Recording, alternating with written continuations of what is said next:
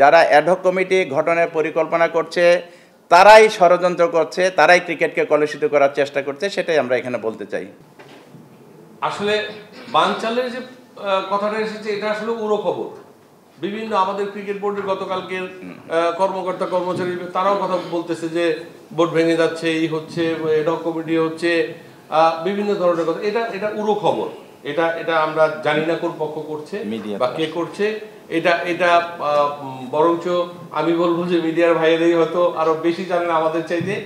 আর যেটা বললেন যে মাহবুবানামের সাথে ক্রিকেটের সংশ্লিষ্ট আমরা যারা আছি, সংগঠক যারা আছি, আমার মনে হয় কেউ বলবে না যে মাহবুবানামের সাথে কাজ করতে তারা কোনোভাবে মানে অস্বস্তি দেখাবেন না। সবাই স্বতঃস্ফূর্তভাবে আমরা আমাদের এখান থেকে বলছি। আমার মনে হয় এখানে যারা আছে তারাও সবাই মাহবুবানামের সাথে ক্রিকেট সংগঠক হিসেবে ওনার কোনো তুলনা হয় না। হ্যাঁ, তামিম ইকবাল ভালো খেলোয়াড় এবং অনেক ক্রিকেটের বিষয়ে অনেক কিছু জানে। সে যদি ক্রিকেট বোর্ডে আসে, যেভাবেই আসুক না কেন, আমরা ক্রিকেটেরই ভালো হবে, ক্রিকেটই এগিয়ে যাবে, ক্রিকেটের জয় হবে, এবং এটা আমরা বিশ্বাস করি।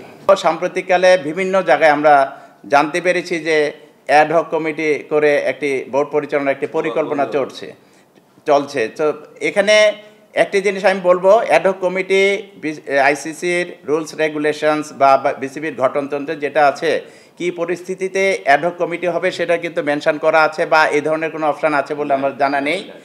2 নম্বর জিনিস, অ্যাডহক কমিটির করার জন্য যে পরিবেশ পরিস্থিতি প্রয়োজন হয় বা এরকম সিচুয়েশন যদি উদ্ভব হয়, সেই ক্ষেত্রে অ্যাডহক কমিটি করা যেতে হবে। এখন কি আমি আপনাদের কাছে প্রশ্ন ছুড়ে দিচ্ছি যে এখন কি সেই পরিবেশ আছে? অবশ্যই নাই। আমরা চাই একটি সুন্দর নির্বাচন, সুতরাং আমরা নির্বাচনটা চাই। আসলে নির্বাচন তো বর্তমান গঠনতন্ত্র অনুযায়ী হতে হবে, কারণ এই গঠনতন্ত্র হয়তো পরিবর্তনের প্রয়োজন আছে, প্রয়োজন থাকতে পারে। সেটার জন্য এক্সট্রাঅর্ডিনারি জেনারেল মিটিং বা জেনারেল মিটিং প্রসিডিওর ফলো করে এইটা চেঞ্জ করতে হলে সবার মতামত দিয়ে করতে হবে। এটা হুট করে কোনো নির্বাচনের পূর্বে কেউ ইচ্ছা করলেই এনএসসি কিংবা ক্রিকেট বোর্ড এটা চেঞ্জ করার ক্ষমতা রাখে না, আপনি খুব ভালো করে জানেন। সুতরাং এটা যদি কোনো পরিবর্তনের প্রয়োজন হয়, আমরা নিশ্চয়ই ইলেকশনের পরে, নির্বাচনের পরে আমরা বোর্ডের কাছে বা বলবো যে যেটা প্রয়োজনীয় সংস্কার করা দরকার সেটা অবশ্যই করা হবে। ক্রিকেট বোর্ডের যে মেয়াদ শেষ হবে তারপরে নির্বাচন হবে, এটাই হলো স্বাভাবিক প্রক্রিয়া।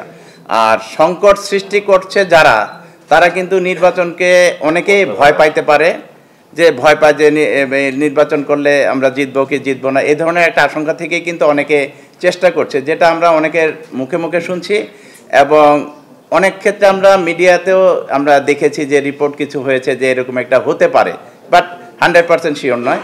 তবে আমরা চাই যে এগুলি সব কিছু বাদ দিয়ে আমরা যথাসময়ে নির্বাচন হবে, এবং আপনারা হয়তো 2-1 দিনের ভিতরেই বুঝতে পারবেন যে বোর্ড কোন দিকে যাচ্ছে, এবং অবশ্যই সেটা নির্বাচনের দিকে যাবে ইনশাল্লাহ, আমি আশাবাদী। আসলে দুদক এটা অবৈধ বলেনি, বাট তাদের অবজারভেশনে এসেছে এটা কিছু বিষয়, সেটা আমরা বলবো যে বর্তমান যে গঠনতন্ত্র আছে সেটার আলোকে হবে। তবে কিছু অবজারভেশনে যেগুলি সংস্কার করার প্রয়োজন মনে করছে, সেগুলি কিছু মতামত দিয়েছে, যেটা আমরা মনে করি যে আফটার ইলেকশন সেটা করা সম্ভব, এবং বোর্ডের নির্বাচিত যারা ডিরেক্টর পরিচালক যারা আসবে তাদের মাধ্যমে এটা করা সম্ভব, এবং যদি যৌক্তিক মানে কোনো বিষয় হয়, এবং সেটার দিকে আমরা যাচ্ছি।